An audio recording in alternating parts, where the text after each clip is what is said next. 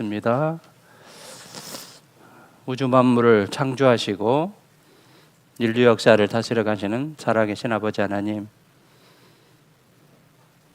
멸망받아 마땅할 저희를 구원해 주시고 귀한 하나님의 자녀로 삼아 주시며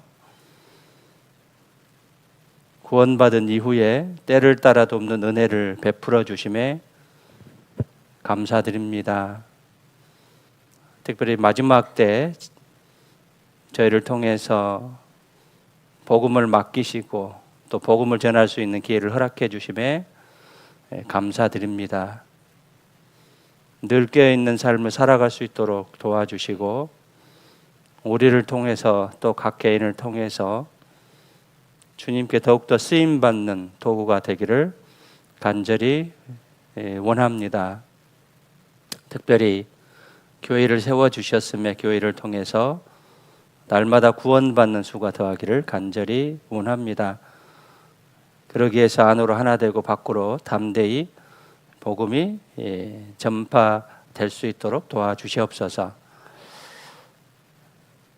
지난 한 주간 33구역 집회를 통해서 또 구원의 역사가 있게 해주심에 감사드립니다. 다음 주에는 31구역 집회가 있고 또 23일부터는 대집회가 계획되어 있습니다. 또 7월부터는 전국적으로 학예 수양회가 시작됩니다.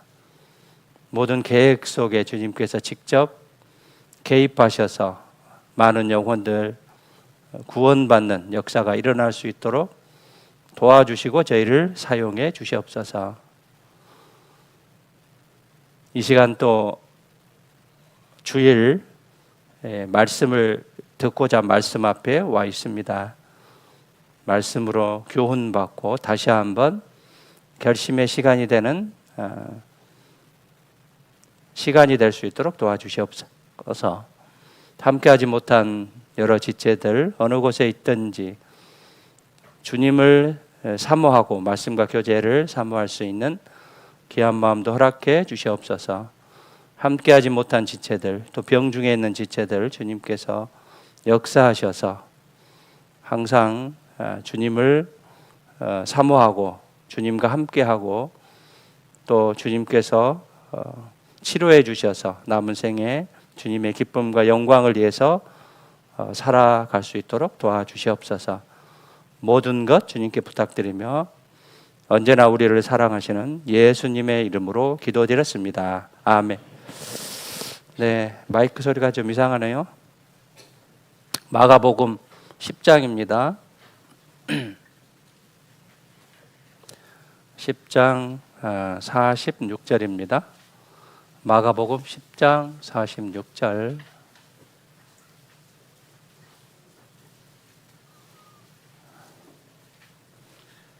네, 소경 거지 바디메오에 대한 이야기인데요. 누가복음 18장과 마태복음 20장에도 같은 내용이 기록이 됐습니다. 제가 읽겠습니다. 저희가 여리고에 이르렀더니 예수께서 제자들과 허다한 무리와 함께 여리고에서 나가실 때 디메오의 아들인 소경 거지 바디메오가 길가에 앉았다가 나사렛 예수시란 말을 듣고 소리질러 가로되 다윗의 자손 예수여 나를 불쌍히 여기소서 하거늘 많은 사람이 꾸짖어 잠잠하라 하되 그가 더욱 심히 소리질러 가로되 다윗의 자손이여 나를 불쌍히 여기소서 하는지라.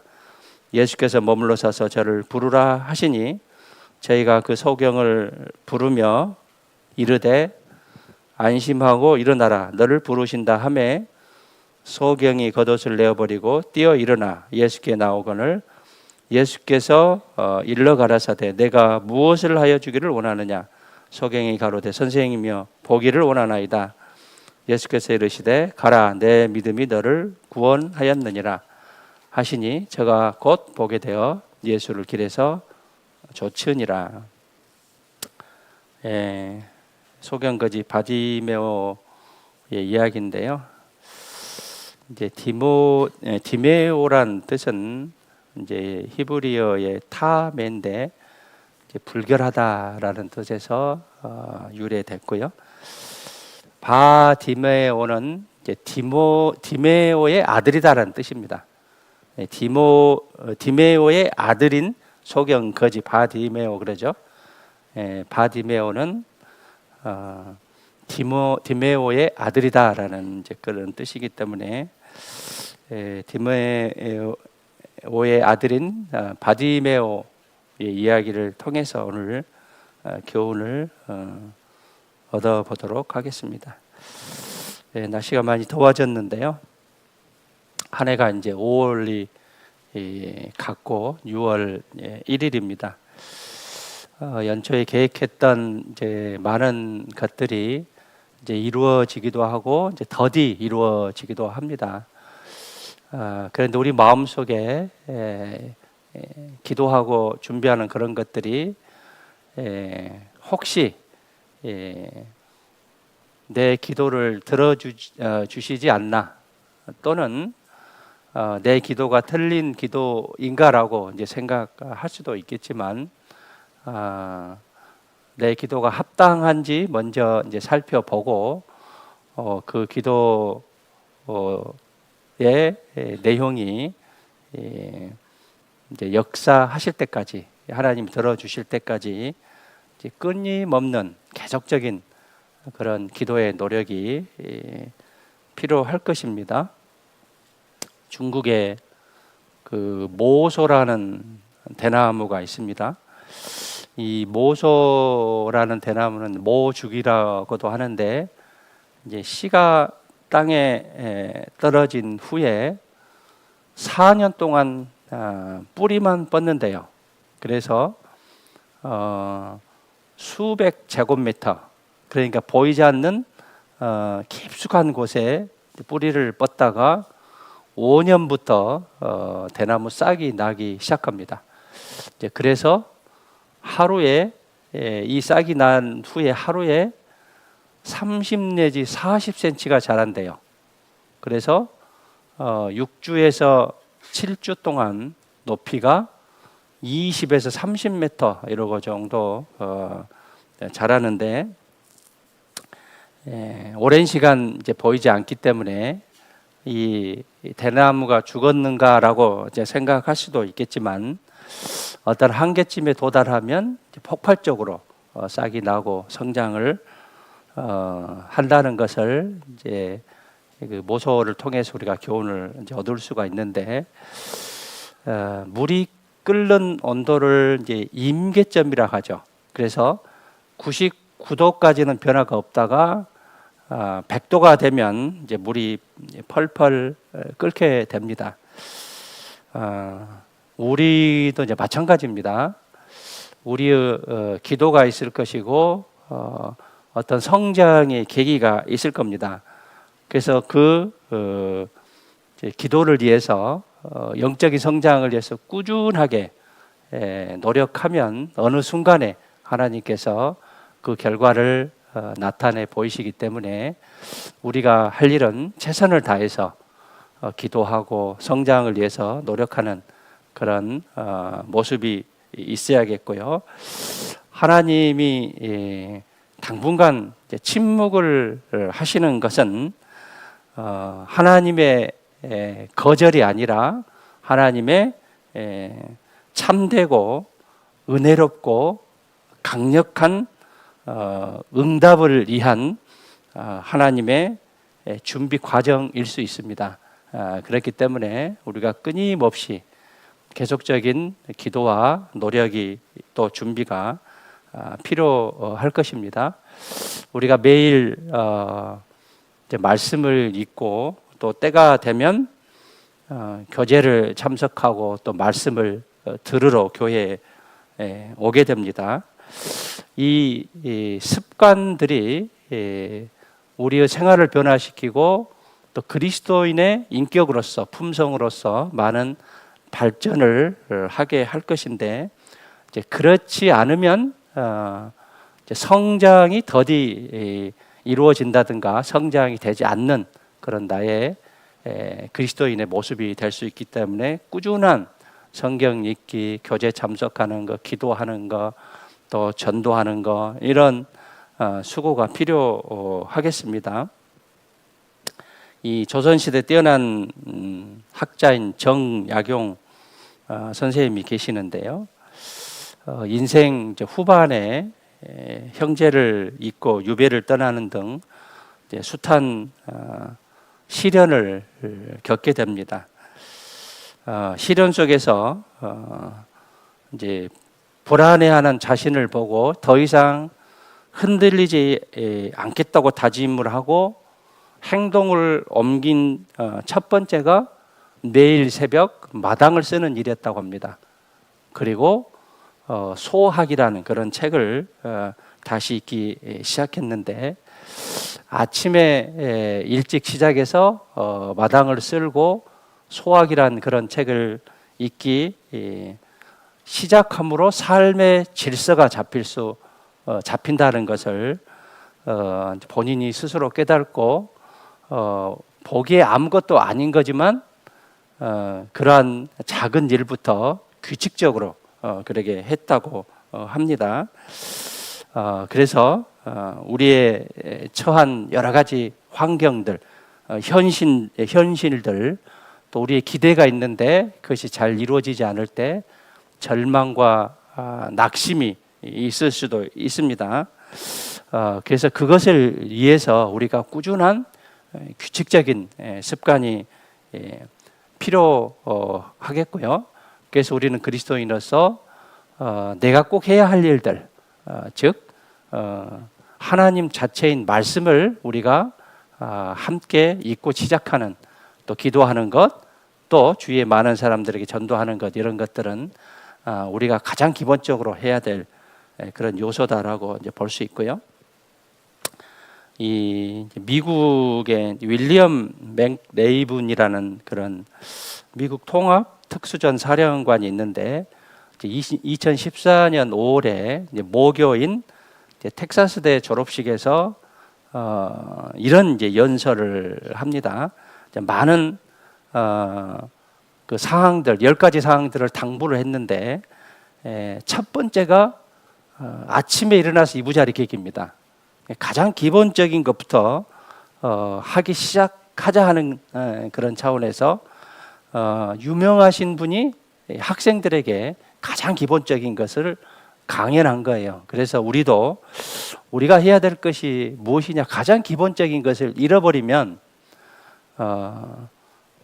나의 매일매일의 삶, 또 그리스도인의 기본적인 그런 인격들, 또 해야 될 것들, 이런 것들을 하지 못하기 때문에 생활이 어수선해지고 헝클어집니다. 때문에 내가 나아갈 방향을 알지 못하고 어떤 목표를 설정하지도 못하고 내가 어떠한 마음으로 어떠한 방법으로 살아야 할지도 모르기 때문에 가장 기본적인 이런 것들부터 챙겨서 해야 될 이제 필요가 있기 때문에 그 부분을 잘 생각하시고 무엇보다도 우리가 이제 말씀을 가까이 하고 기도하는 것, 또 이제 교제에 참석하는 이런 부분에 마음을 두고 마음에 새겨서 성실하게 전심전력하여 다 하는 그런 우리 모습 속에서 꾸준한 성장이 있을 겁니다. 지금 5월이 지나고 오늘 6월 1일입니다. 그렇다면 5개월 동안 내가 말씀 앞에서 충실하게 또 최선을 다해서 성장했는지에 대해서 생각해보고 다시 한번 6월을 시작하는 그런 시간이 됐으면 좋겠습니다. 1년을 쭉 이제 지내보면 5월과 6월이 많이 나태해지는 경우가 많이 있습니다. 쉬는 날도 많고 또 1월 계획한 것들을 조금은 지루해지기도 하고, 그런데 이제 7월 되면 학예 수양회가 시작되고 그렇기 때문에 다시 한번 정신을 가다듬는 그런 이제 계기가 될 건데, 5월, 6월에 해이되지 않는 그런 마음을 가지고 신앙생활 잘 하셨으면 좋겠습니다. 마가복음 10장에 가겠습니다. 46절에 10장 46절에 저희가 여리고에 이르렀더니 예수께서 제자들과 허다한 무리와 함께 여리고에 나가실 때 디메오의 아들인 소경 거지 바디메오가 길가에 앉았더니, 바디메오는 여리고에 살았습니다. 여리고는 제악의 도성입니다. 그리고 아래에 있는 장망성이 장차 망할 성입니다. 우리가 살고 있는 것도 제악의 도성입니다. 우리가 사는 세상이 악하고 음란한 세상이죠. 그리고 비참한 세상인 것을 알아야 됩니다. 성경에 세상에 대한 그런 상징들이 많이 있죠. 애굽도 세상이고 소돔과 고모라도 그렇고 이제 여리고성도 그렇고, 바디메오는 이제 소경이었습니다. 보지 못하기 때문에 길을 잃기도 하고 답답하기도 하고 많은 고통을 받았을 겁니다. 우리도 구원받기 전에는 영적인 소경이었습니다.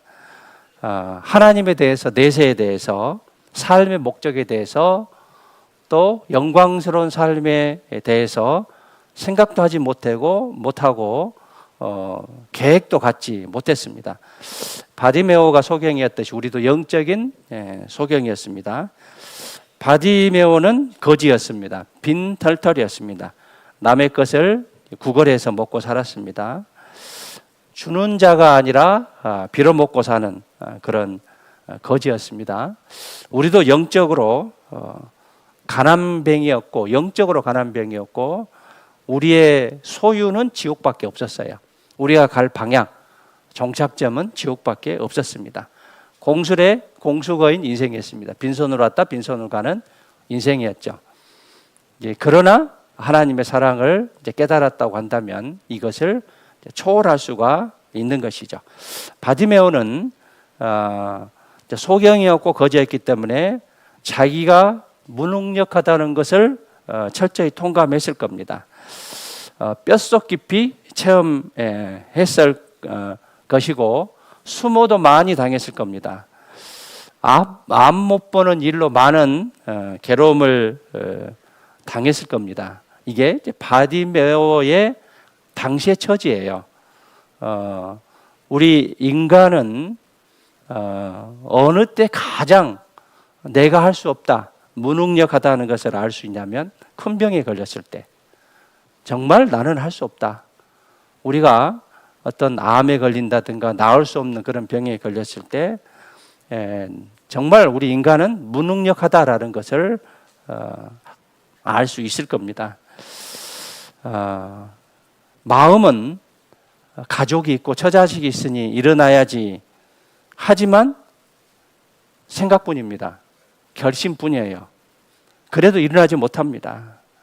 소경 거지 바디메오도 자신의 무능력함을 철저히 느꼈을 겁니다. 우리 인생도 마찬가지고 무능력한 존재이고요. 이 소경 거지 바디메오의 모습이 영적 소경이었다는 것은 우리들의 모습이다라고 이제 볼 수 있고, 바디메오의 소원은 보는 것이었어요. 보는 것이었습니다. 전혀 불가능한 것이었지만 당시만 하더라도, 예수님을 만나지 못했을 때만 하더라도 포기하고 살았을 겁니다. 소망이 없는 인생 생애였습니다. 소경과 거지에게 무슨 소망이 있겠습니까? 죽지 못해 살고 있었을 그런 운명이었습니다. 얼마나 많은 절망과 또 좌절을 경험하고 있었을 겁니까?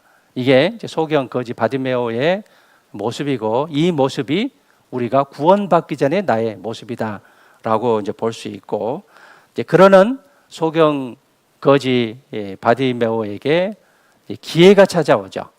예수님이 오셨다는, 이적과 기적을 일으키는 예수님이 오셨다는 소문을 듣게 됩니다. 그래서 믿음은 이제 들음에서 나듯이 말씀을 듣고 우리는 구원을 받았습니다.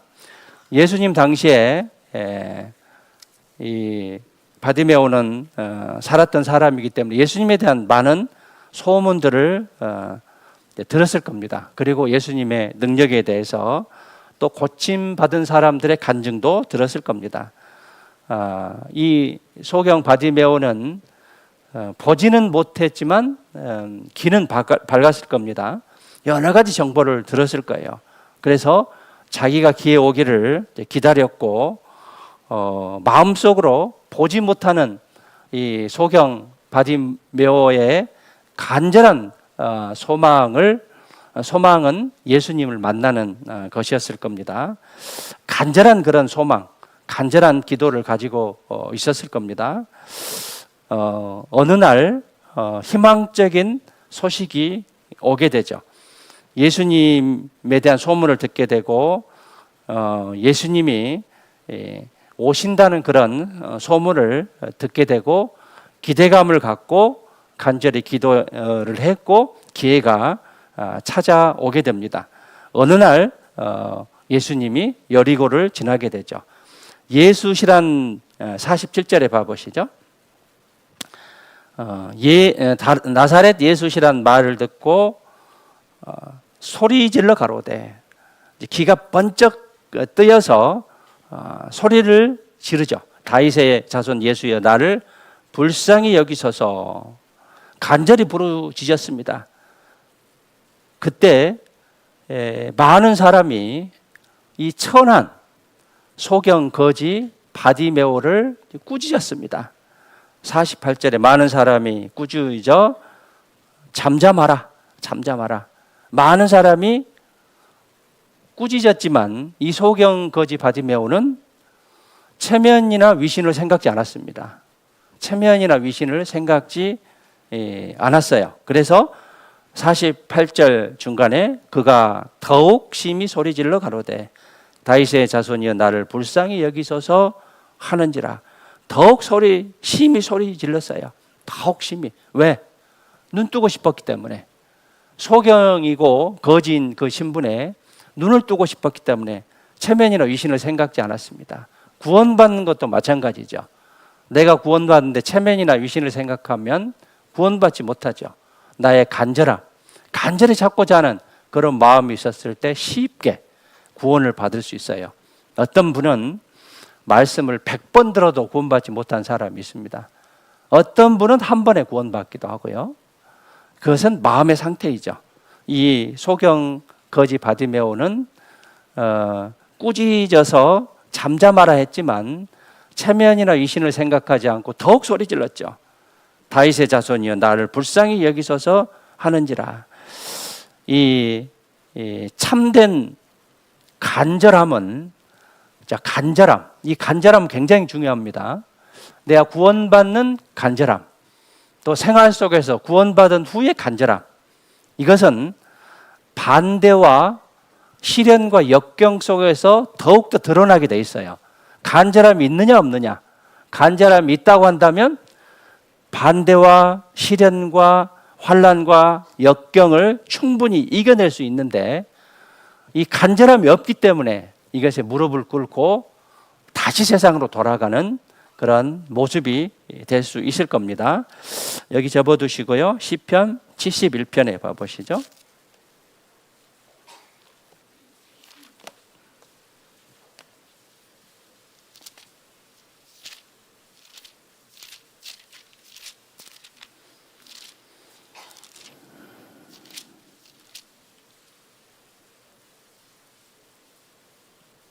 (14절입니다) 14절 71편 14절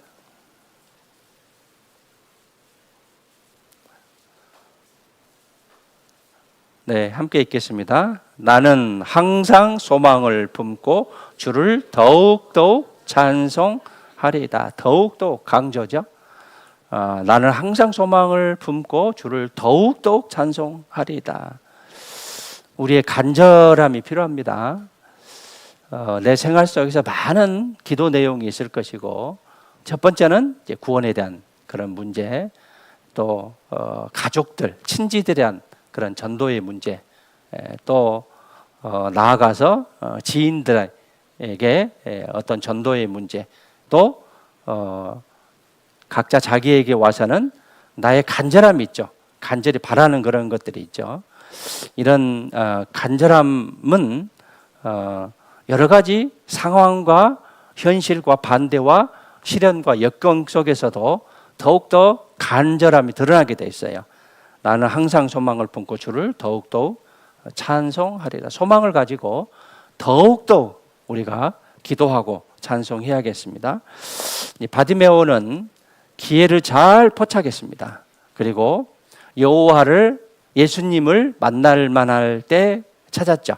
그래서 이사야 55장 6절 7절에 보면 너희는 여호와를 만날 만할 때 찾으라. 가까이 계실 때 그를 부르라. 악인은 그 길을 불의한 자는 그 생각을 버리고 여호와께로 돌아라. 그리하면 그가 긍휼히 여기리. 그리하면 찾을 만할 때, 부를 만할 때 찾고 부르라 했습니다. 그리하면 그가 긍휼히 여기시리라. 우리 하나님께 나오라. 그가 널리 용서하시리라. 이 바디메오는 찾아오는 기회를 잘 포착을 했고 만날 만할 때 찾았습니다. 많은 사람들이 꾸짖어 잠잠하라 했지만, 방해를 했지만 그것을 극복했죠. 왜냐하면 이 소경 거지 바디메오는 참으로 보는 것을 원했기 때문에 그렇습니다. 참으로 보는 것을 원했기 때문에. 잠언 1장에 봐보시죠.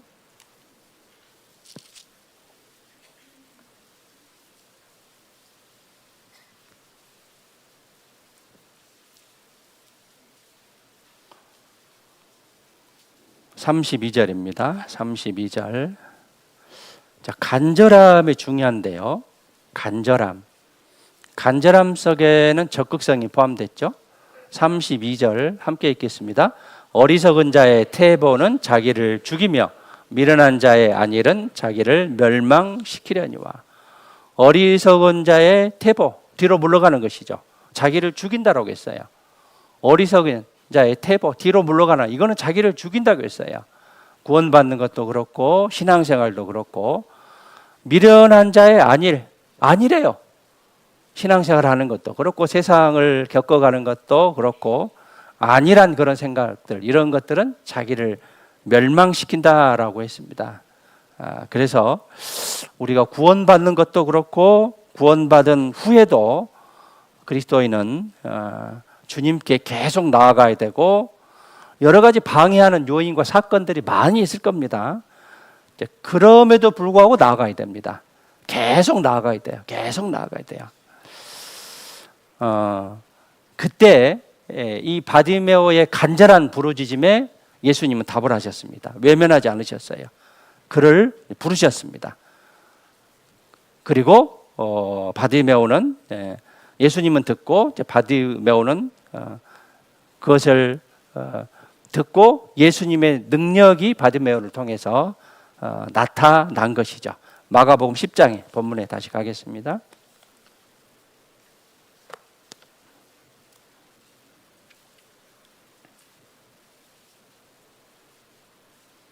(48절에) 많은 사람이 꾸짖어 잠잠하라 하되 그가 더욱 심히 소리질러 가로되 다윗의 자손이여 나를 불쌍히 여기소서 하는지라. 예수께서 머물러 서서 저를 부르라. 예수님이 그 소리를 이제 들읍니다. 저희가 그 소경을 부르며 이르되 안심하고 일어나라 너를 부르신다 하매 소경이 겉옷을 내어버리고 뛰어 일어나 예수께 나아오거늘 예수께서 일러 가라사대 너에게 무엇을 하여 주기를 원하느냐. 이 소경 거지 바디메오에게 가장 원하는 것은 보는 거예요. 보는 거. 소경이 가로되 선생이며 보기를 원하나이다. 보기를 원한다라고 했어요. 그래서 이 예수님은 바디메오의 그 간절한 마음을 아시고 보는 것도 허락해 주셨지만 구원도 해 주셨어요. 52절에 예수께서 이르시되 가라 내 믿음이 너를 구원하였느니라 하시니 저가 곧 보게 되어 예수를 길에서 쫓으니라. 눈을 뜨게 했어요. 구원도 받았어요. 이 바디메오가 그 뒤로 어떤 삶을 살았습니까? 예수님을 쫓아가는 은혜와 보답, 감사, 찬양하는 그러한 삶을 살았는데 이 50절에 보면 이 예수님이 부르신다는 소리를 듣고 소경이 겉옷을 이제 내어 이제 버렸는데요. 이 겉옷은 또 옷도 되지만 평상시에는 이불의 역할도 해요. 그래서 이 소경 거지에게 보물 1호입니다. 가장 가치 있는 보물 1호예요. 이것을 내어 버리고 예수님께 가는 거예요. 그러니까 우리가 예수님을 쫓기 위해서는, 쫓아가기 위해서는 가장 중요한 것도 버릴 줄 알아야 예수님의 제자로서 예수님의 그 능력을 경험할 수 있을 겁니다. 이 자기의 보물 1호인 겉옷을 내어버리고 겉옷이 가장 중요한 그런 보물 1호였는데 이제 뒷전으로 내어버리고, 왜냐하면 눈을 고칠 수 있었기 때문에 더 귀한 것을 택하는 바디메오의 모습을 볼 수 있습니다. 주님께 나아가기 위해서 우리는 많은 상황들이 펼쳐집니다. 많은 사건들이 발생해요. 그런데 그 얽매인 것들을 과감하게 버릴 줄 알아야 돼요. 히브리서 12장 봐보시죠.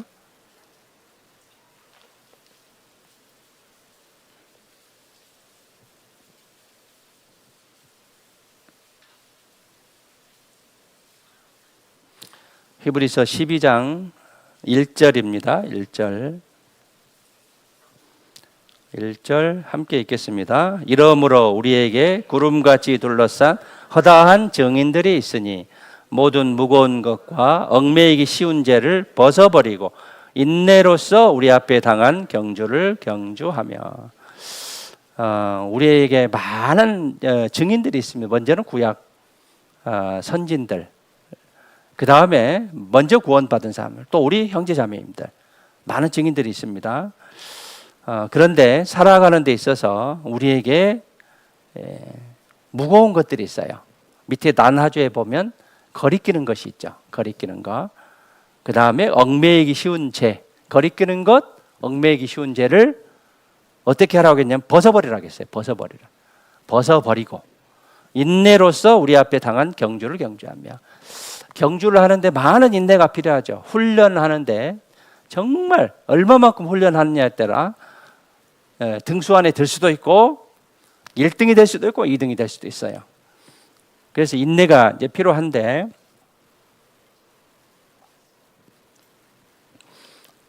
우리에게 가장 중요한 것이 무엇인가, 이것을 잘 알고 이제 버릴 것을 먼저 버릴 줄 아는, 잘 우리가 이제 깊게 항상 생각해야 될 것이, 우리는 공수거입니다. 그리고 어차피 인생은 이제 마감이 될 것이고, 인생은 영원을 준비하는 이제 기간이죠. 영원을 준비하는데 영원의 답이 무엇이냐? 생명의 길이냐 사망의 길이냐? 우리가 선택을 해야 됩니다. 생명의 길로 갈 수도 있고 사망의 길로 갈 수 있어요. 선택을 하는데 생명의 길은 영원한 기쁨인 천국으로 가는 것이고, 사망의 길은 영원한 고통이 지옥으로 가는 거예요.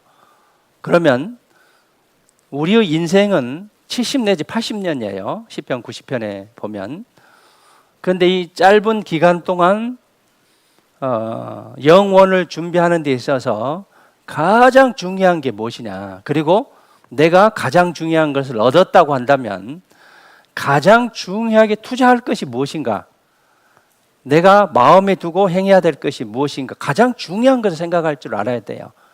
그래야 내 생활이 흐트러지지 않고 가장 기본적인 것부터 지키고 나아갈 수가 있는 거예요.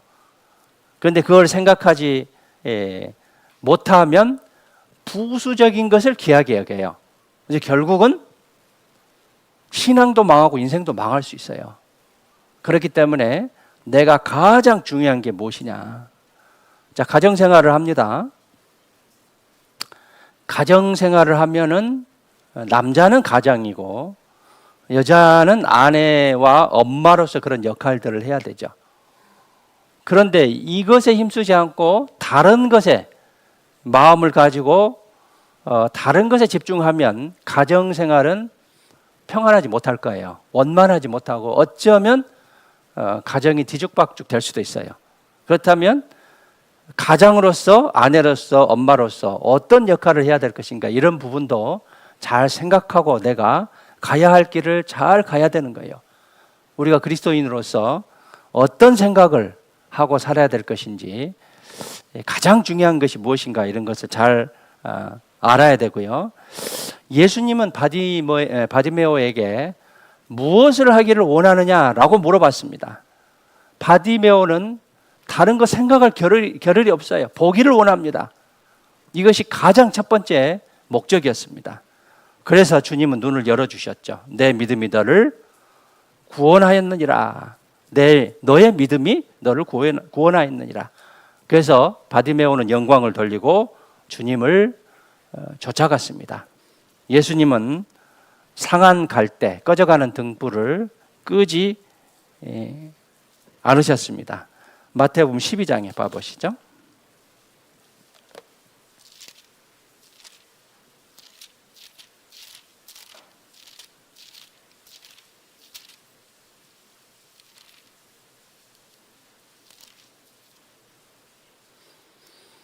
(20절입니다) 12장 20절 함께 읽겠습니다. 상한 갈대를 꺾지 아니하며 꺼져가는 심지를 끄지 아니하기를 심판하여 이길 때까지 하리니. 예수님은 사람에 대해서 깊은 동정을 가지고 계십니다.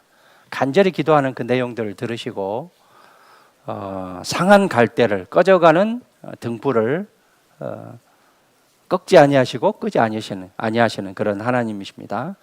사람을 기이 여기시고 지금도 나의 기도를 들어주고 계셔요.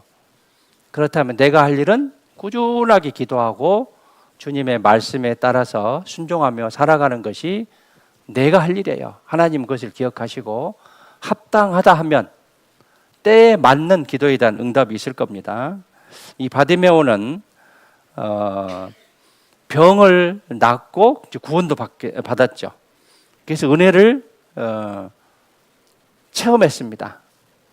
그래서 시편 34편 8절에 보면 너희는 여호와의 선하심을 맛보아 알지어다. 그에게 피하는 자는 복이 있도다. 우리가 말씀을 통해서 구원받는 그런 날이 있고 경험이 있죠. 이 바디메오는 눈뜬 날이 있습니다. 기억을 할 수도 있고 못할 수도 있습니다. 그 날을. 그러나 반드시 그 사실은 있다 하는 거예요.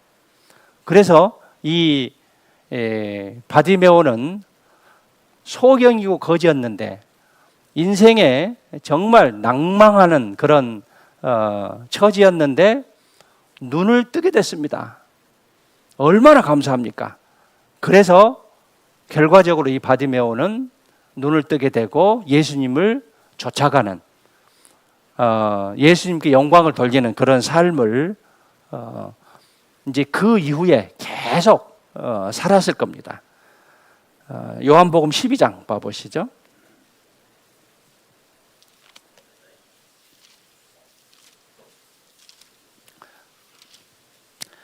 자, 우리에게도 마찬가지로 이 소경 거지 바디메오가 예수님을 좇은 이유는 은혜를 받았기 때문에 그런 거예요. 은혜를 받았기 때문에 쫓았습니다. 은혜를 입은 결과 주님을 좇고 영광을 돌리는 그런 삶을 살았는데 우리에게도 동일합니다. 구원을 받았기 때문에 감사하는 마음으로 지옥에 갈 수밖에 없는 운명을 천국으로 갈 수 있게 하나님께서 우리를 인도하셨기 때문에 우리는 감사하는 마음으로 은혜로운 그런 그 모습에 감사하는 그런 마음으로, 보답하는 마음으로 우리가 남은 생에 살아야 될 것입니다. 26절입니다. 12장 26절 함께 읽겠습니다. 사람이 나를 섬기려면 나를 따르라. 나 있는 곳에 나를 섬기는 자도 거기 있으리니 사람이 나를 섬기면 내 아버지께서 저를 기이 여기시리라. 나를 섬기려면 나를 따르라 했어요.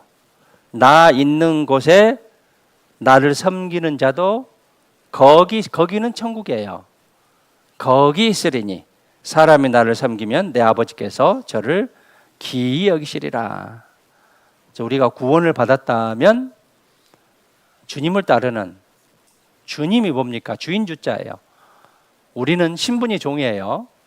예수 그리스도의 종 바울은 사도로 부르심을 받아, 즉 신분이 종이에요. 사도 바울은 종으로 표현을 했고, 우리도 신분이, 우리가 주님 하니까 신분은 우리가 종이고 주님을 주님으로 부르는 것입니다.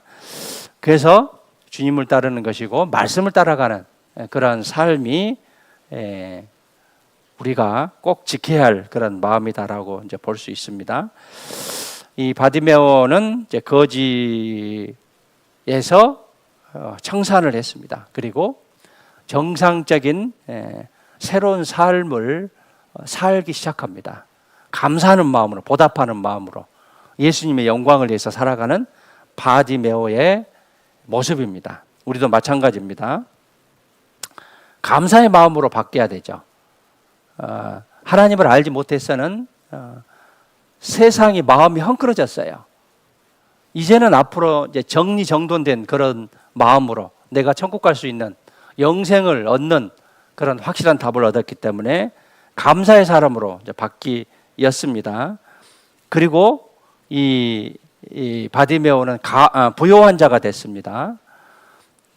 측량할 수 없는 그 예수님의 그 사랑, 능력, 이것을 맛보고 이제 정상적인 사람이 됐기 때문에 부요한 자가 됐습니다.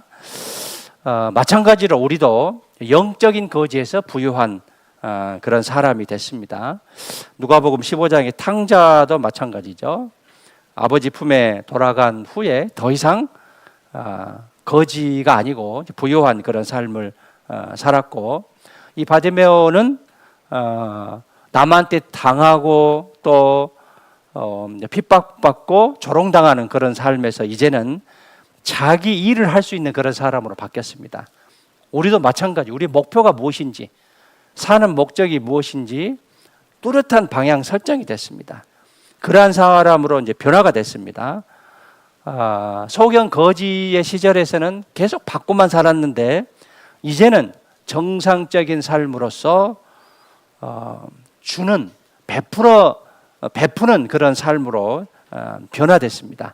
사도행전 20장 35절에 보면 주는 것이 복이 있다라고 말씀하셨고, 마태복음 24장에 보면 충성되고 지혜 있는 종은 때를 따라 양식을 나누어 줄 자다라고 이제 말씀하셨습니다.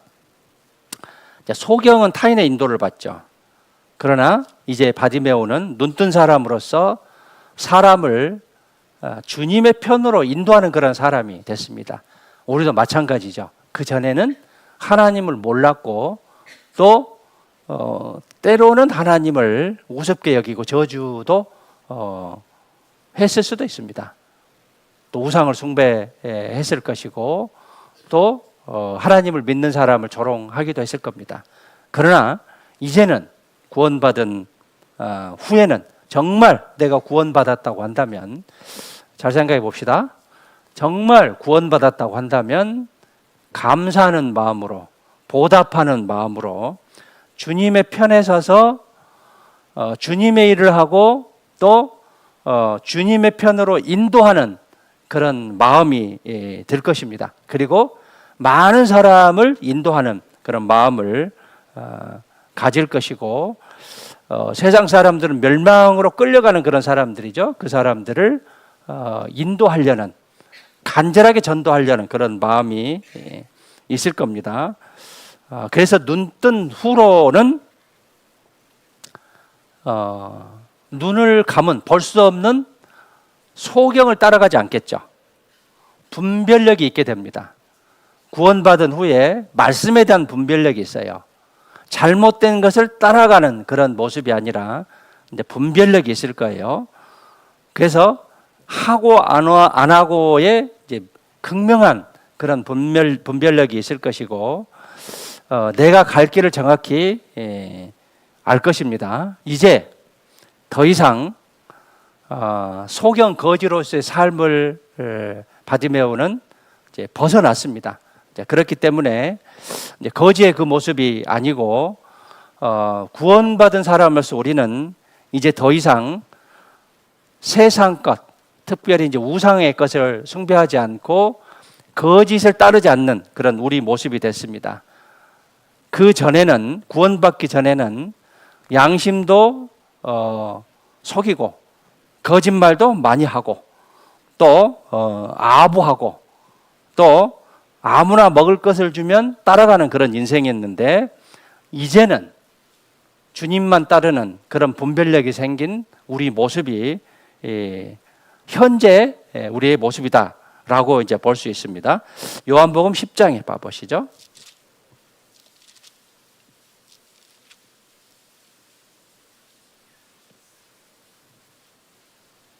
4절입니다. 4절 제가 읽겠습니다.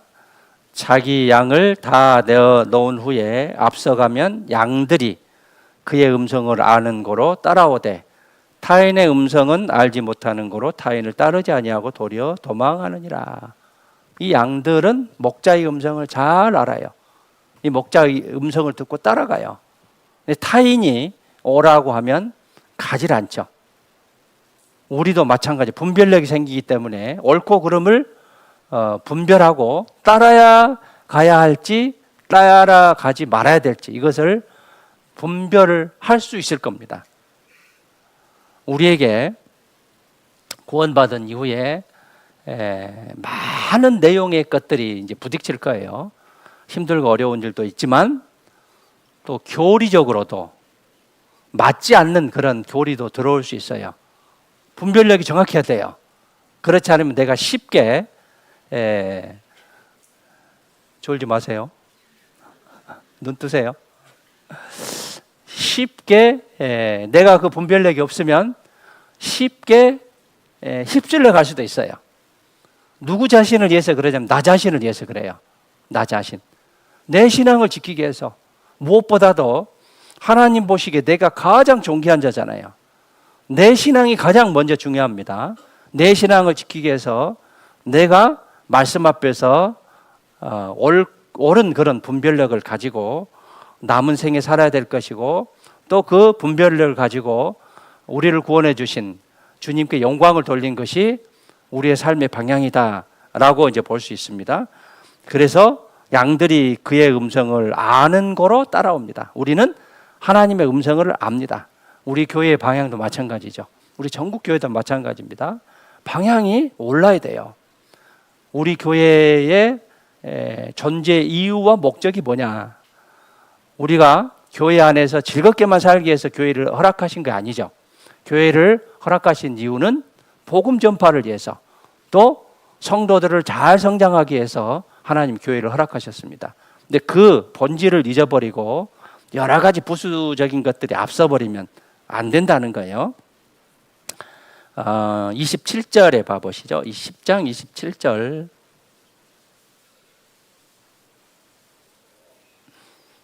(26절) 27절 함께 읽겠습니다. 너희가 내 양이 아니므로 믿지 아니하는도다. 내 양은 내 음성을 들으며 나는 저희를 알며 저희는 나를 따르리라. 우리는 이제 분별력을 가지고 정말 옳은 분별력을 가지고 해야 될 것과 하지 말아야 될 것을 잘 알고 행해야 됩니다. 그리고 바디메오가 눈을 뜨고 남은 생애는 주님을 좇고 쫓아가고 주님께 영광 돌리는 그런 삶을 살았습니다. 바디메오는 내세울 게 아무것도 없었어요. 우리도 마찬가지예요. 내세울 게 아무것도 없었어요. 그럼에도 불구하고 내가 어떤 환경에 처했든지 또 어떻게 복음이 나한테 전해졌든지 간에 우리는 하나님의 사랑을 깨달았습니다. 참으로 감사할 일입니다. 내가 어떻게 경로를 통해서 통로를 통해서 나에게 말씀이 전해졌고 나는 하나님의 사랑을 깨달았습니다. 이 바디메오도 마찬가지예요. 간절히 눈을 뜨는 것이 소원이었는데 예수님이 지나간다는 소식을 듣고 간절히 외쳤잖아요. 예수님 그 소원을 들어주셨습니다. 우리도 마찬가지로 어떤 경로든 하나님의 말씀을 듣고 하나님의 사랑을 깨달았습니다. 바디메오는 돈을 많이 버는 것이 목적이 아니었습니다.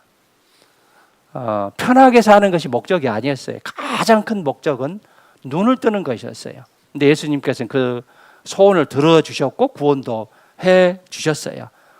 바디메오로서는 얼마나 감사할 일입니까? 우리에게도 마찬가지예요. 얼마나 감사할 일입니까?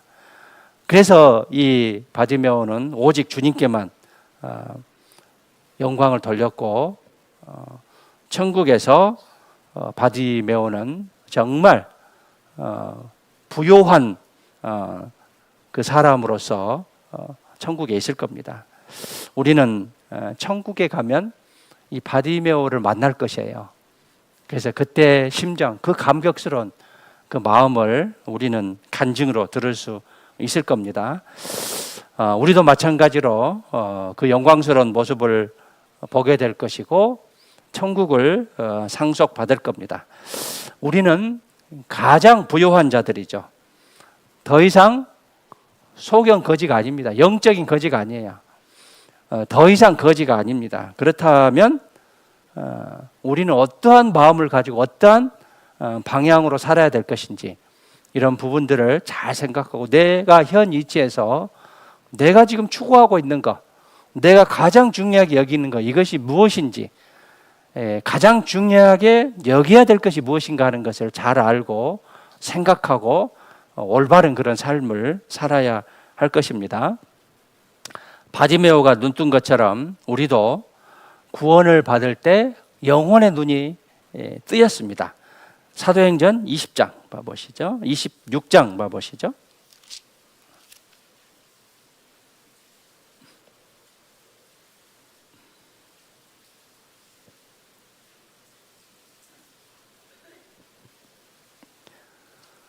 (26장) 18절입니다. 18절.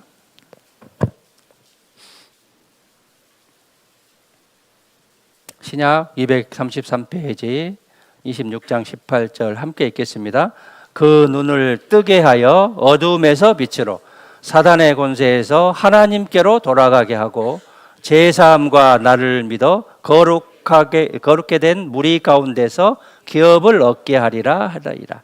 자, 거룩게 된 무리는 교회입니다. 교회 가운데서 기업을 얻게 하리라.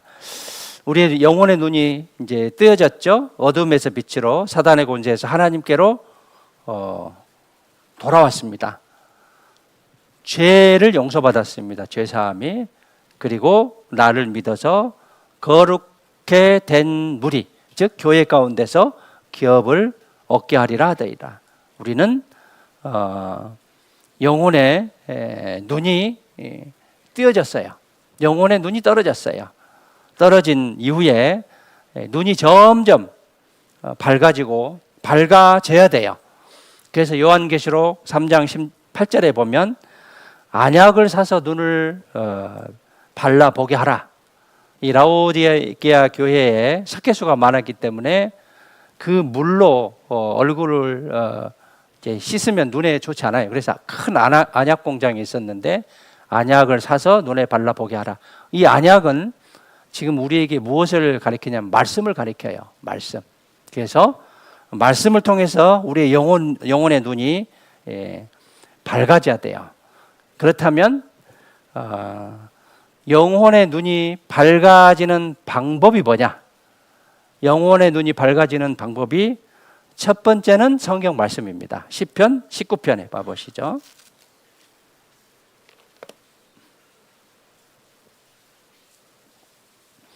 시편 19편 8절. 자, 영혼의 눈이 어두워지면 세상 것에 밝아져요.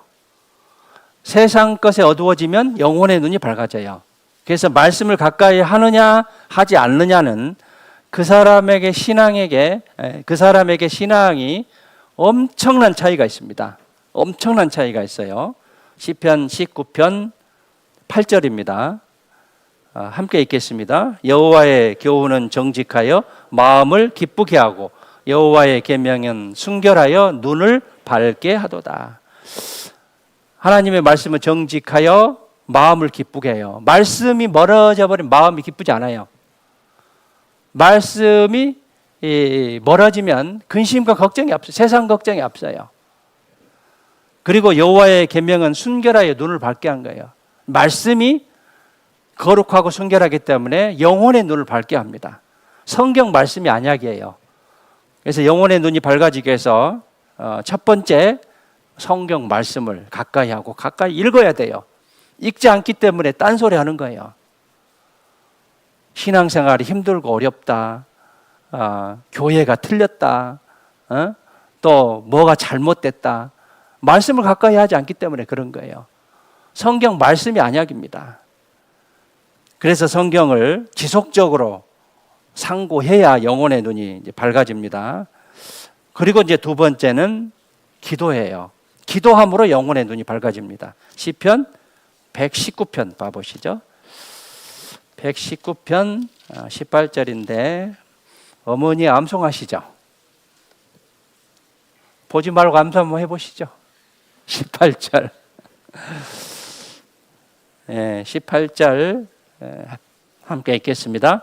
내 눈을 열어서 주의 법에 기이한 것을 보게 하소서. 기도하는 그런 마음으로 내 눈은 영혼의 눈을 열어서 주의 법에 기이한 것을 보게 하소서라는 기도의 마음이 필요한 거예요. 이 기도의 마음이 영혼을 밝게 합니다.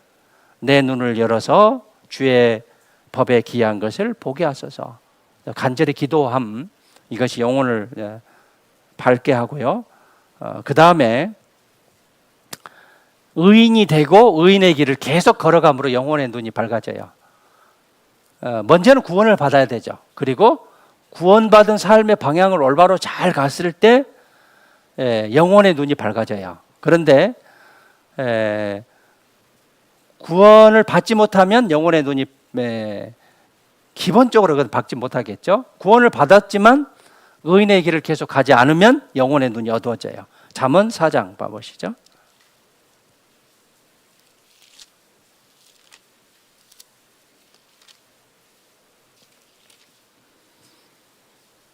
18절입니다. 18절 함께 읽겠습니다. 의인의 길은 돋는 햇볕 같아서 점점 빛나서 원만한 광명에 이르거니와. 의인의 길은 아침에 햇빛이 쫙 비치듯이 점점 빛나서 원만한 광명에 이릅니다. 이 완전히 빛나는 아침 햇볕같이 소망이 있어요. 생활에 기쁨이 있습니다. 점점 성장하는 그런 믿음이 됩니다. 의인의 길을 계속 걸어감으로 영혼의 눈이 밝아지는 거예요. 그런데 구원은 받았는데 성경도 멀리하고 기도도 아니하고 말씀대로 사는 삶. 우리는 율법에서는 해방됐지만 그리스도의 법 아래는 있죠. 근데 그리스도의 법대로 살아가는 그런 삶을 살지 않으면 영혼의 눈이 어두워진 거예요. 이제 의인의 길을 계속 걸어감으로 영혼의 눈이 밝아집니다. 그래서 의인의 길을 계속 걸어가야 되고, 이제 그 다음에 말씀을 지키는 자, 말씀을 지키고 순종하는 자, 이런 사람에게 영혼의 눈이 이제 밝아지는데, 시편 119편 앞으로 다시 가보시죠. 129절.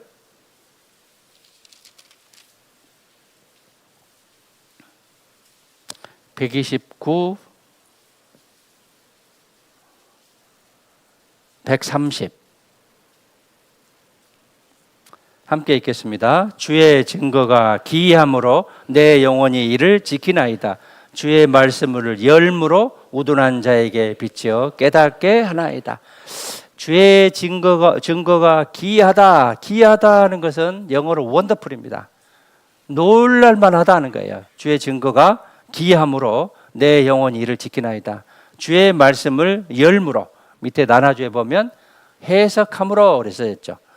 주의 말씀을 해석함으로 우둔한 자에게 비치어 깨닫게 하나이다. 즉 말씀을 지키는 자에게 이제 깨닫게 해 주십니다.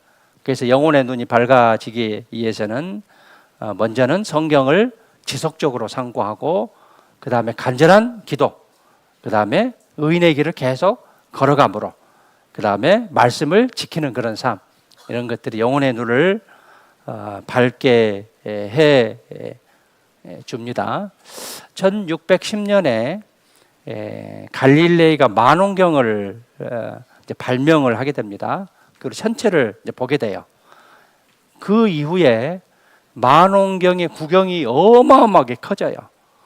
그래서 지금은 전체 그 만원경으로, 허블 만원경, 이 전체 만원경으로 지구 그 우주 멀리 있는 데까지 다 그러게 볼 수 있는 그런 시대가 됐는데, 이 만원경이 점점 커지듯이 우리의 믿음도 점점 커지면 성령의 도우심에 따라 더 하나님을 잘 알게 하고 또 더 많이 깨닫게 해 주십니다.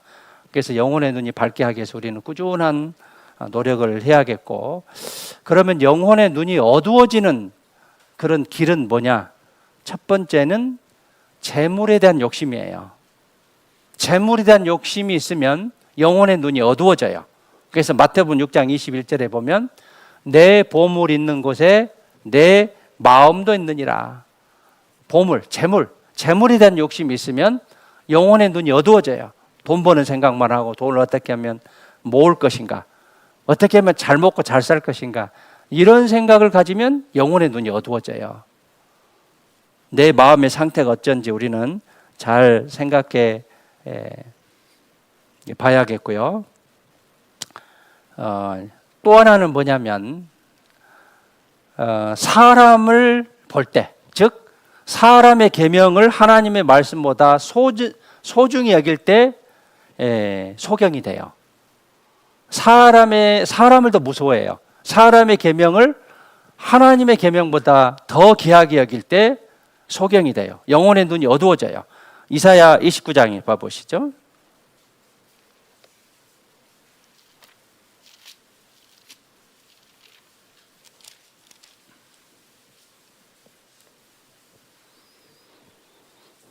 이사야 29장 9절입니다. 9절.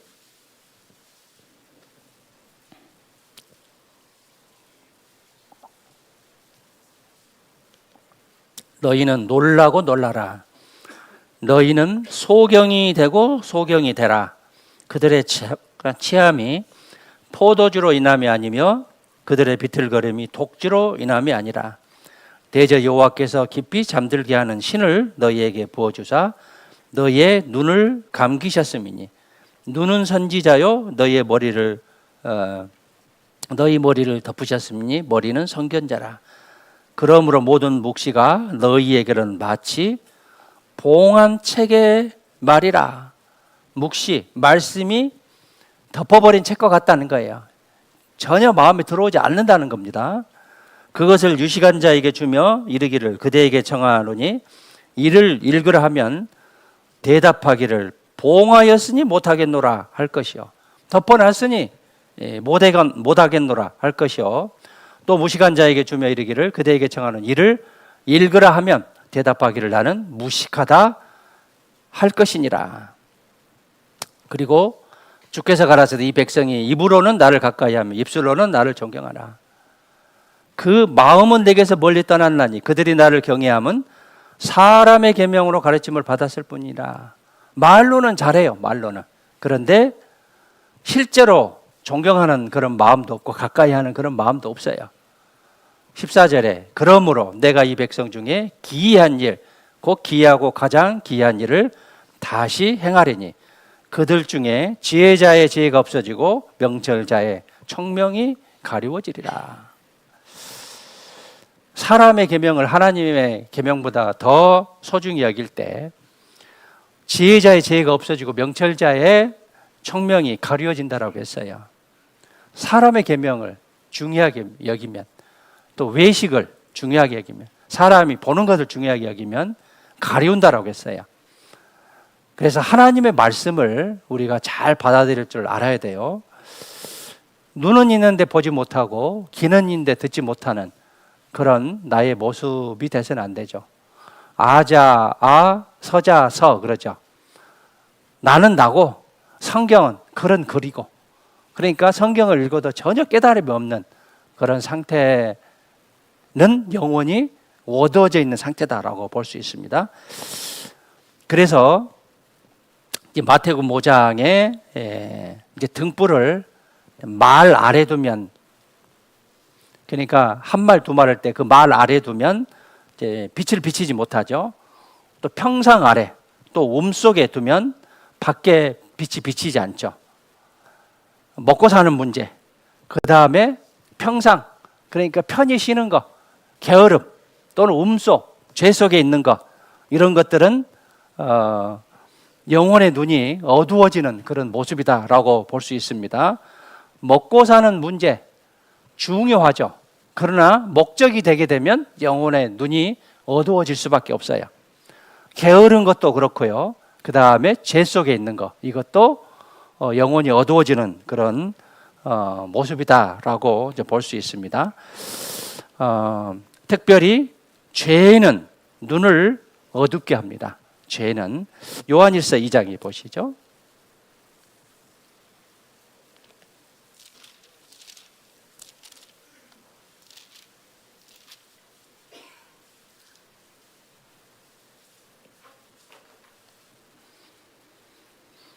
(2장 11절입니다) 요한일서 2장 11절 함께 읽겠습니다.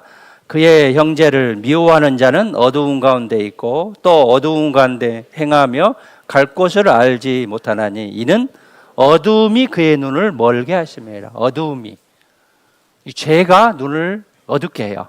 죄가 있으면 영혼의 눈이 어두워져요. 그래서 나에게 죄가 있는지 그것도 심각하게 생각을 함으로 내 영혼이 밝아질 수 있는데, 내가 혹시 영혼의 눈이 어두워졌다면 빨리 그것을 밝게 하도록 많은 노력이 필요하겠죠. 눈이, 그러면 영혼의 눈이 밝아지면 우리는 어떤 모습으로 변화되느냐? 에베소서 1장에 봐보시죠.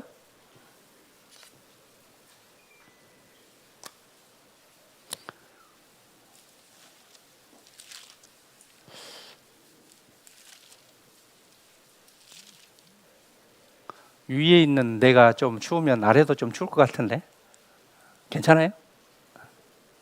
대답 안 하시네요. 괜찮은 모양이네. 에베소서 1장 18절입니다. 18절, 너희 마음 눈을 밝히사. 영혼의 눈이 밝혀지면 어떤 모습들이 나타나냐면 그의 부르심의 소망이 무엇인지, 부르심의 소망을 알게 됩니다. 그리고 성도 안에서 그 기업의 영광의 풍성이 무엇인지, 그 풍성한 영광, 내가 하나님 앞에 가서 정말 영광스러운 그런 모습들, 그리고 많은 상급들, 영혼의 눈이 밝아지면 이것을 알게 돼요. 풍성한 그런 영광들. 그 다음에 19절에 그의 힘의 강력으로 역사하심을 따라 믿는 우리에게 베푸신 능력의 지극히 크심, 하나님의 능하신 능력과 우리에게 주신 능력, 특권을 알게 돼요.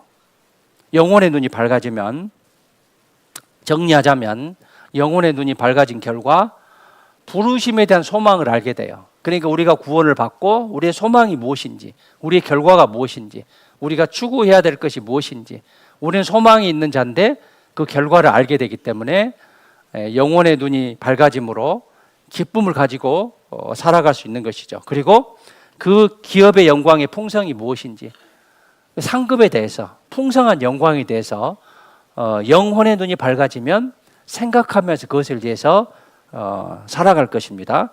그리고 하나님의 능하신 능력들, 우리에게 주신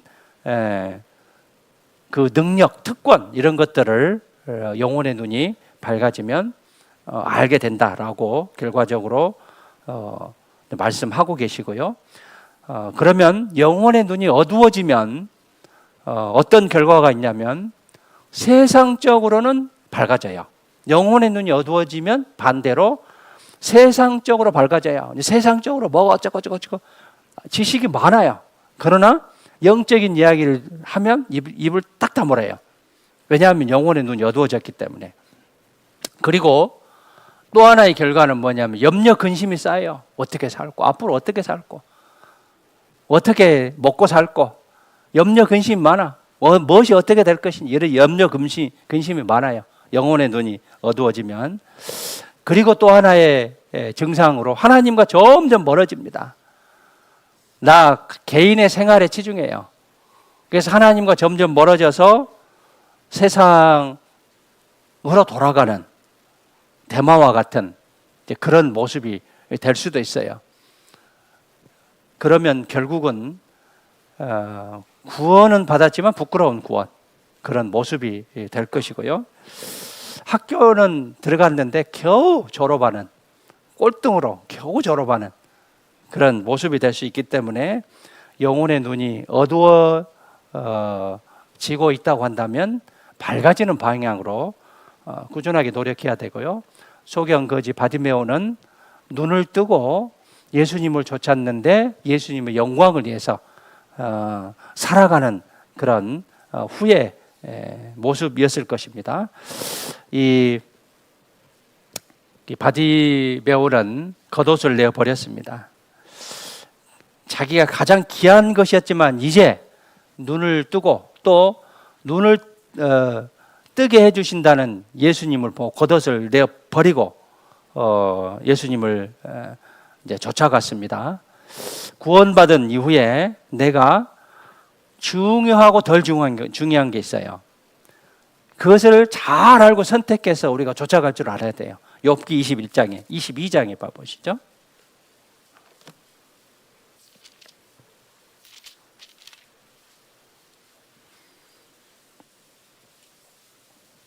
욥기 22장 21절입니다. 21절 제가 읽겠습니다. 너는 하나님과 화목하고 평안하라. 그리하면 복이 내게 말이라. 화목하고 평안하라 했어요. 정컨대 너는 그 입에서 교훈을 받고 그 말씀을 내 마음에 두라. 내가 만일 전능자에게로 돌아가고 또 내 장막에서 불의를 멀리 버리면 다시 흥하리라. 내 보배를 진토에 버리고, 내가 중요하다는 것을, 진토는 티끌 땅입니다. 진토에 버리고 오빌의 금을 강가에 돌에 버리라. 중요하다고 생각하는 것을 버릴 줄 알아야 된다는 거예요. 그래야면 전능자가 내 보배가 되시며 내게 귀한 은이 되시리니 이에 내가 전능자를 기뻐하여 내 하나님께로 얼굴을 들 것이라. 자, 중요한 거 중요하지 않는 거, 내가 살아가는데 정말 중요한 게 무엇이냐? 가장 중요한 것은 영생입니다. 영원한 생명입니다. 그것에 답을 얻었다고 한다면 내가 앞으로 살아가는데 정말 중요한 것이 무엇이냐? 그걸 구분할 줄 알아. 분별력이 있어야 돼요. 아브라함은 본토 친척 아비집을 떠나 약속의 땅으로 가라고 했을 때 선택을 했어요. 베드로도 그물을 버리고 예수님을 따라갔습니다. 룻은 모압 땅을 떠나서 하나님의 약속의 땅으로 갔습니다. 롯은 눈에 보는 것을 행해서 소돔을 택하고 엄청난 손실을 보게 됐습니다. 눈에 보이는 것이 다가 아니다 그 말이죠. 대만은 세상을 따라 사랑해서 데살로니가로 가고 그 위에 나타나지 않았어요. 가론 유다는 예수님의 제자로서 봉사와 사도 직분을 버리고 자기 곳으로 갔어요. 제 곳으로 갔습니다. 결국은 자살하여 죽었습니다. 에서는 장자의 명분이 정말 귀한 것인데 팥죽 한 그릇에 팔아버렸어요. 결국은 실패하는 그런 인생이 되어버렸습니다. 내가 가장 중요하고 덜 중요한 것이 무엇인지 우리는 분별할 줄 알아야 돼요. 소경 거지 바디메오는 겉옷을 내어 버렸어요. 중요하다고 생각한 걸 버렸습니다.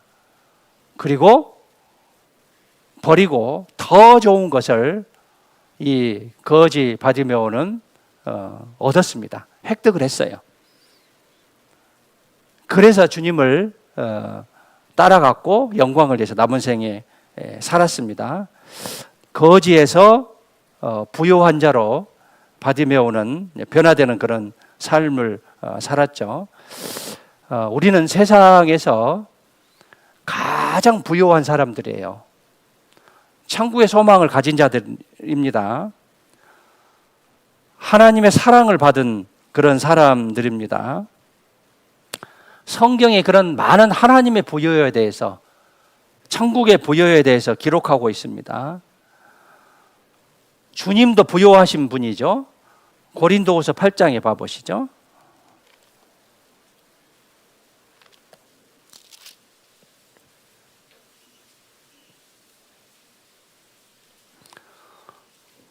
고린도후서 8장 9절입니다.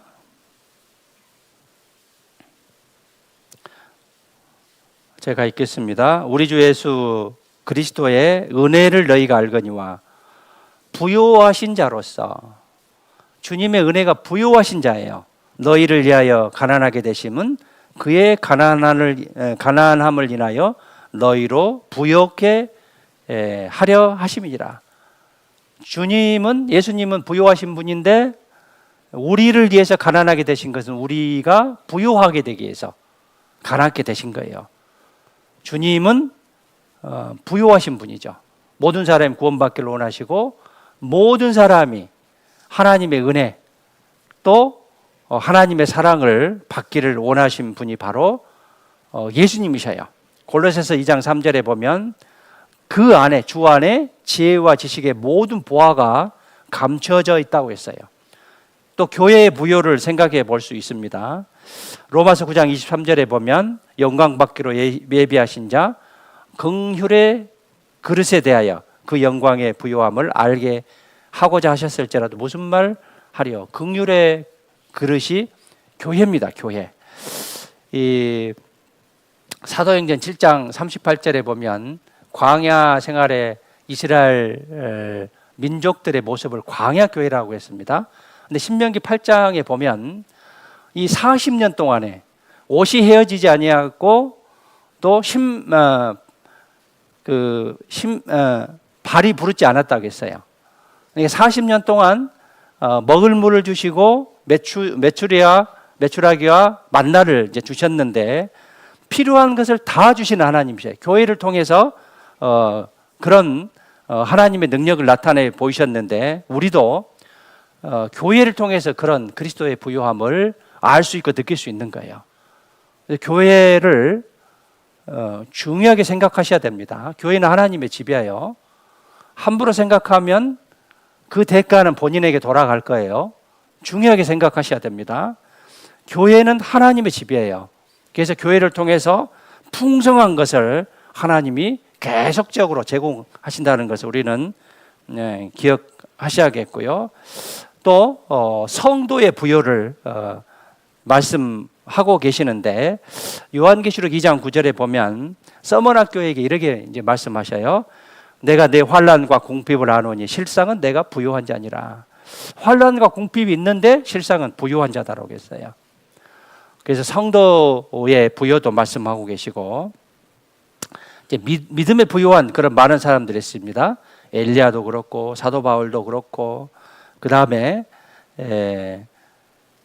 그 믿음의 선진들 많은 부요한 사람이 있는데 요한계시록 3장에 봐보시죠. 그렇다면 더욱 부요하게 되는 길이 뭐냐? 자, 중요한 말씀인데요. 요한계시록 3장 18절입니다. 18절 함께 읽겠습니다. 내가 너를 권하노니 내게서 불로 연단한 금을 사서 부요하게 하고 흰옷을 사서 입어 벌거벗은 수치를 보이지 않게 하고 안약을 사서 눈에 발라 보게 하라.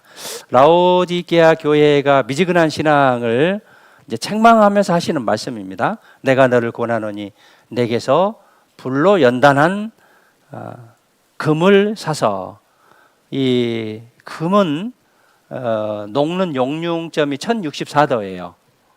그런데 이 순금이 되기 위해서는 1064도가 필요하죠. 순금이 되기 위해서 많은 시련과 연단이 필요하다는 거예요. 이것은 우리에게 무엇을 말씀하시냐면 이런 시련과 연단을 통해서 참된 순전한 믿음을 가리키는 거예요.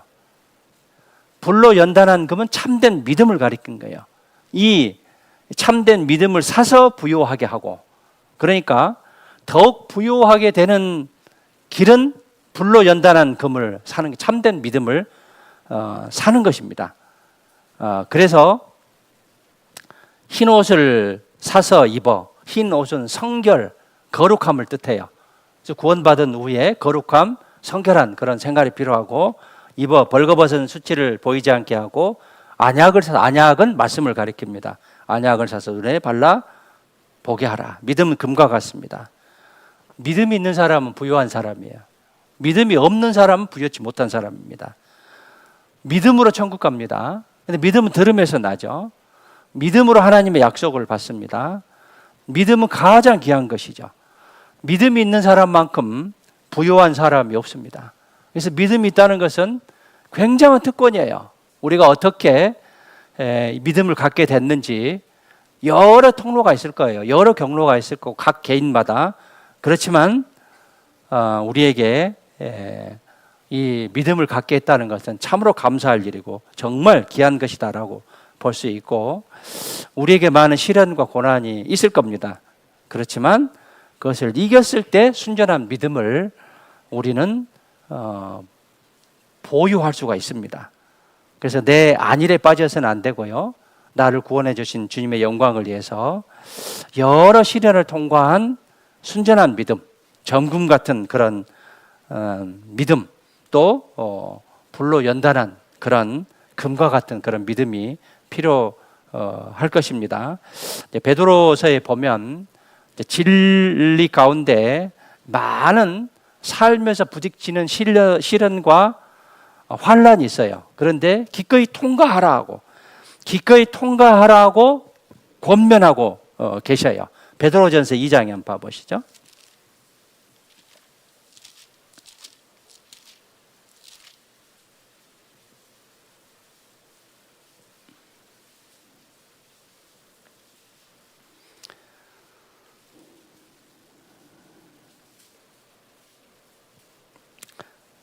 이 2장을 봐도 되는데 4장 한번 봐보시죠. 4장 12절 1장 6절 7절도 있고 2장 19절부터 21절도 있고 4장 12절부터도 있는데 4장 12절 보시겠습니다.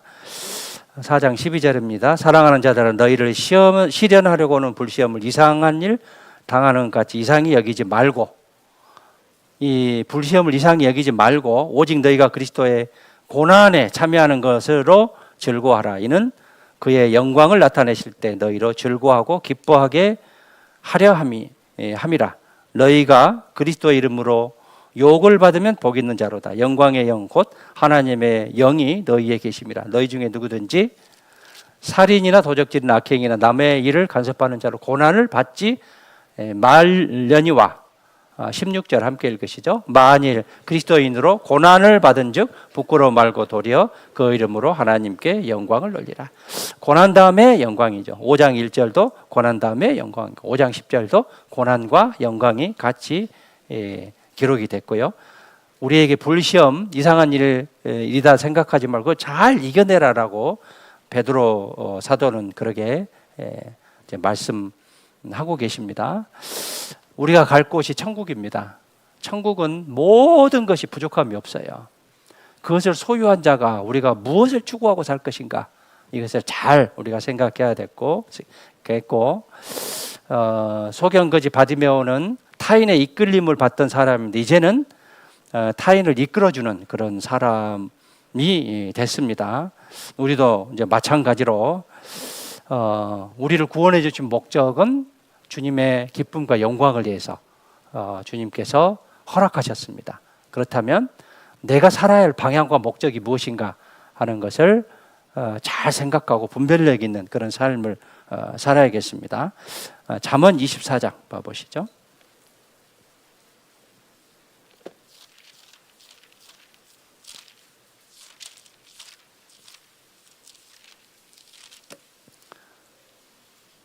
11절, 12절. 잠언 24장 11절, 12절 함께 읽겠습니다. 너는 사망으로 끌려가는 자를 건져주며 살육을 당하게 된 자를 구원하지 아니치 말라. 내가 말하기를 나는 그것을 알지 못하였노라 할지라도 마음을 저울질하시는 이가 어찌 통찰하지 못하겠으며 내 영혼을 지키시는 이가 어찌 알지 못하시겠느냐. 그가 각 사람의 행위대로 보응하리라. 행위대로 보응하셔요. 모른다 하지만 마음을 저울질하시는 하나님께서 다 아셔요. 사망으로 끌려가는 자를 건져주라 하는 거예요. 구원하지 아니치 말라는 이제 부정의 부정이죠. 강한 긍정을 뜻합니다. 사망으로 끌려가는 자를 건져주며 살육을 당하게 된 자를 구원해 주라 하는 거예요. 내가 알지 못하겠다 하지만 하나님은 내 마음을 알고 계시는 하나님이시다는 거예요. 우리 행위대로 보응하셔요. 다 기록하고 계십니다. 우리의 마음을 아시는 그런 하나님이셔요. 그래서 우리는 눈뜬 자들입니다. 눈뜬 자로서 어떠한 삶을 살아야 될 것인지 오늘 바디메오의 그 모습을 통해서 교훈을 이제 얻어봤는데요. 마가복음 10장에 가시죠. 바디메오는 보는 것이 소원이었습니다. 우리는 영혼의 눈이 열렸고 하나님을 볼 수 있는 능력을 주셨고 깨달음을 주셨고 하나님의 사랑을 깨달았습니다. 선생님이여 보기를 원하나이다. 무엇을 주기 원하느냐? 보기를 원하는 이 소경 거지 바디메오가 간절히 원하는 것. 그렇지만 이 소경 거지 바디메오에게 구원도 주시고 눈도 떠서 보게 해주셨습니다. 후에 이 바디메오는 곧 보게 되어 예수를 길에서 좇는 그런 사람이 됐습니다. 마가복음 10장 52절 함께 읽겠습니다. 예수께서 이르시되 가라 내 믿음이 너를 구원하였느니라 하시니 저가 곧 보게 되어 예수를 길에서 좇으니라. 우리는 영혼의 눈이 뜬 자로서요. 우리가 갈 방향을 잘 정해서 남은 생에 살아야겠고요. 바디메오는 이끌림을 받던 그런 사람에서 이제는 이제 사람을 이끄는 그런 사람으로 변했습니다. 우리도 구원받기 전에 마귀에게 이끌림을 받았다면 이제는 하나님의 사랑을 깨닫고 다른 사람을 인도하는 이끄는 그런 삶을 살았기 때문에 우리가 어떠한 목표를 가지고 살아야 될 것인지 우리가 마음을 정하고 살아야 할 것입니다. 6월에 대집회가 있는데요. 또 적극적으로 담대하게 전하는 또 전도의 결실이 맺어지는 그런 대집회가 됐으면 좋겠습니다. 기도하겠습니다. 하나님 감사합니다. 구원해 주시고 우리에게 영혼의 눈이 띄어지게 허락해 주심에 감사드립니다. 이전에는 하나님을 알지 못했고 또 성경을 알지 못했습니다. 하지만 하나님의 사랑을 깨달은 후에 우리가 영혼의 눈이 뜨여졌고 또 어떻게 살아야 될지 그 방향도 알게 됐습니다. 참으로 감사드립니다. 남은 생에 주님의 기쁨과 영광을 위해서 살아갈 수 있도록 도와주시옵소서. 6월에 대집회와 또 7월, 8월에 하계 수양회가 계획되어 있습니다. 이 모든 계획 속에서 주님께서 도와주시고 역사하셔서 많은 영혼들 구원받을 수 있도록 주님 함께해 주시옵소서. 모든 것 감사드리며 우리를 죄악 가운데서 구원해 주신 고마우신 예수님의 이름으로 기도드렸습니다. 아멘.